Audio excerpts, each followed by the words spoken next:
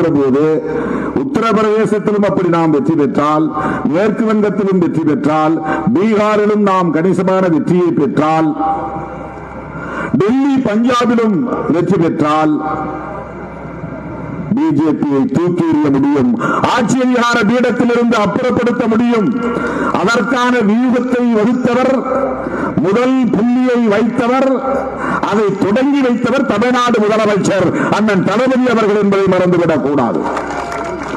ஆகவேதான் தமிழ்நாட்டில் இருக்கிற அதிமுகவை எதிரியாக கருதாமல் அகில இந்திய அளவில் பிஜேபியை எதிரியாக முன்னிறுத்தி வியூகத்தை வகுத்து செயல் திட்டத்தை இன்றைக்கு நடைமுறைப்படுத்திக் கொண்டிருப்பவர் அண்ணன் தளபதி ஸ்டாலின் அவர்கள், தமிழ்நாடு முதல்வர் அவர்கள்.